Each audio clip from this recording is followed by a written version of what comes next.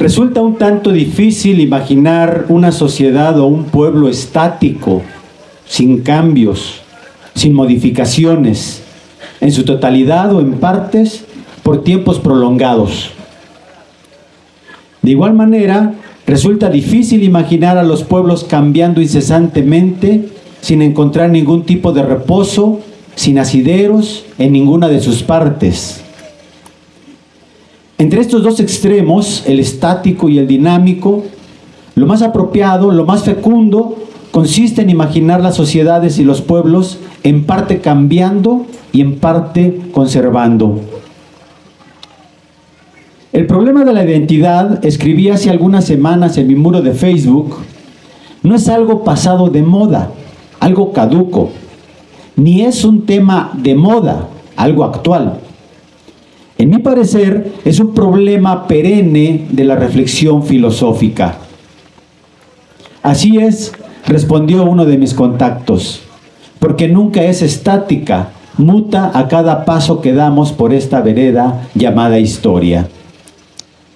Traigo a cuentas el tema de la identidad porque los símbolos, como las tradiciones, las costumbres, los valores y los modos de comportamiento, son justamente los elementos o los aspectos que hay que traer a cuenta.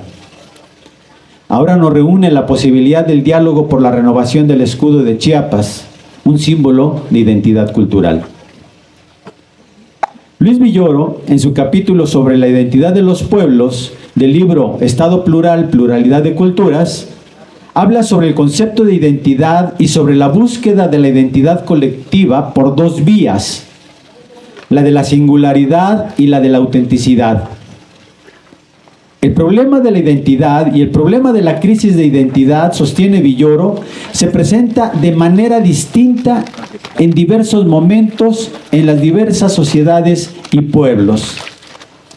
Por ejemplo, uno es el problema y la crisis de identidad del Imperio Español en el siglo XIX. Otro lo es el de los alemanes a mediados del siglo XX y muy otro lo es el de los países con una historia colonial. Dicho en pocas palabras, ningún pueblo se escapa de pasar en algún momento de su historia por crisis de identidad. Ante tales crisis, Luis Villoro propone y analiza dos alternativas en la búsqueda de la identidad colectiva, la de la singularidad y la de la autenticidad.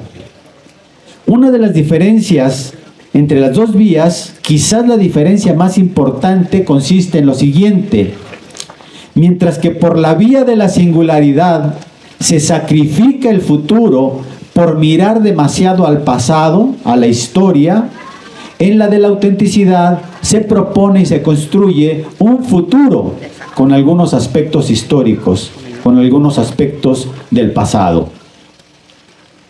La búsqueda de la identidad colectiva por la vía de la singularidad, de manera específica, consiste en destacar las características de un pueblo que lo distingue de otro, en buscar lo propio y lo peculiar.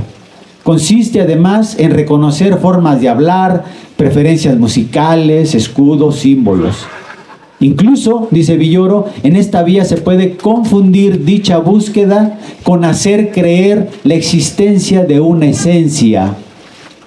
La existencia de una esencia con las superficies.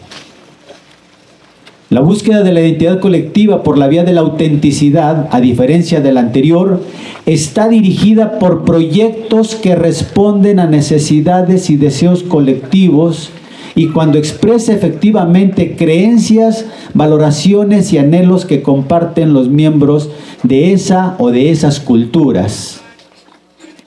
Si bien es cierto que la vía de la singularidad destaca las características de la identidad de un pueblo para distinguirse de otros, también es cierto que en la exclusión de los otros se pueden crear imágenes engañosas.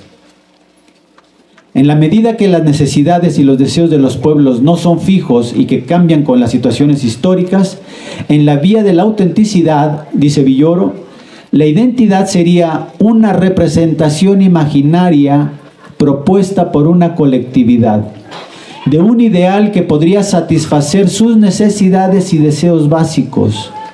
La vía para encontrarla no sería el descubrimiento de una realidad escondida, sino la asunción de ciertos valores coherentes con su realidad. La identidad no sería un dato, sino un proyecto. En síntesis, si habremos de volver al pasado, a la historia, es para no anclarnos en ella, sino para recuperar aspectos favorables con miras a un futuro y a un proyecto posible. Si habremos de dialogar y reflexionar sobre una identidad auténtica a partir de uno o de algunos de sus símbolos, como lo es el escudo, estamos ante la oportunidad de buscar e identificar valores, deseos y anhelos que nos permitan pensar en un mundo en el que quepan muchos mundos, que nos permitan pensar en la interculturalidad. Por tal razón, considero que antes que hablar de una renovación, podamos hablar de una reconfiguración y su consecuente resignificación del escudo de Chiapas a la altura de los tiempos, pero sobre todo de un escudo o un símbolo en el que puedan reconocerse, identificarse las generaciones por venir.